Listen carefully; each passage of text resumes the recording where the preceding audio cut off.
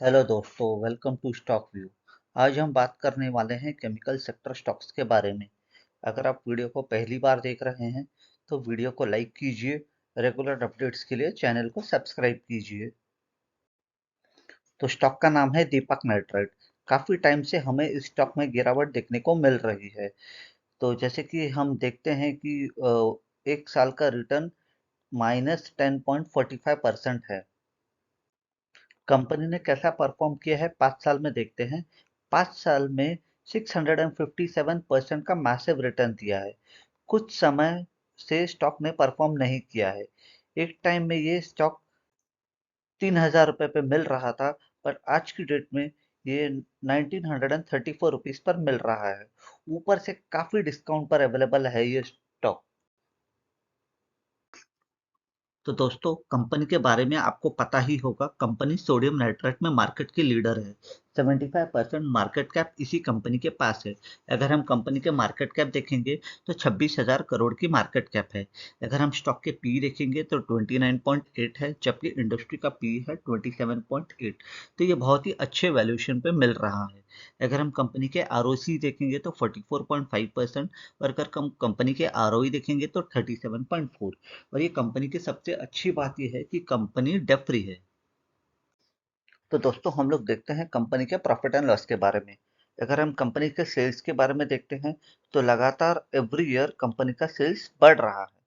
अगर हम एक्सपेंसेस को देखते हैं तो कंपनी का एक्सपेंसेस भी कंसिस्टेंट है, बट कभी कभी कुछ रॉ मटेरियल्स कंपनी को खरीदना पड़ता है, जिसकी वजह से एक्सपेंसेस कभी कभी बढ़ जाता है।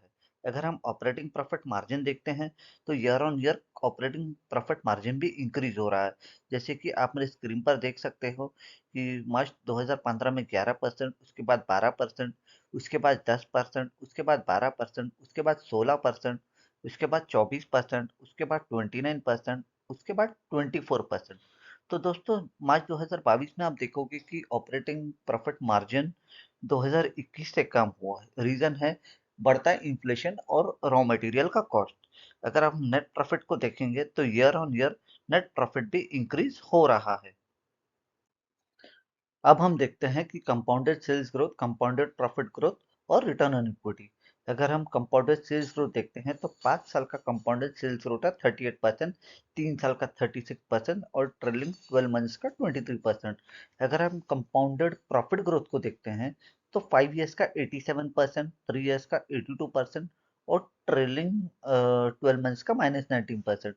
अगर हम रिटर्न इन इक्विटी को देखते हैं तो बहुत शानदार रिटर्न्स है। अगर हम 5 साल का देखते हैं तो 34%, 3 ईयर्स का देखते हैं तो 40%, अगर हम पिछले साल का देखते हैं तो 37% है। अगर आपके पास ये स्टॉक है तो आप होल्ड कर सकते हो। अगर आपने ऊपर के लेवल पे बाय किया है तो एवरेज कर सकते हो। देखो दोस्तों, आपने अच्छा स्टॉक कोई भी लेवल पे बाय किया है तो गिरावट में स्टॉक नीचे आ सकता है। आपको पैनिक सेलिंग नहीं करनी चाहिए। आपका लॉस तब तक नहीं होगा जब तक आप सेल नहीं करते। कंपनी के मैनेजमेंट में कोई भी प्रॉब्लम नहीं है। जब स्टॉक में गिरावट किसी एक्सटर्नल रीजन की वजह से है, जैसे रॉ मटेरियल्स का प्राइस बढ़ना, कोविड, यूके रशियन वार एक्सेट्रा, आपको इस ऐसे समय में सेल नहीं करना चाहिए।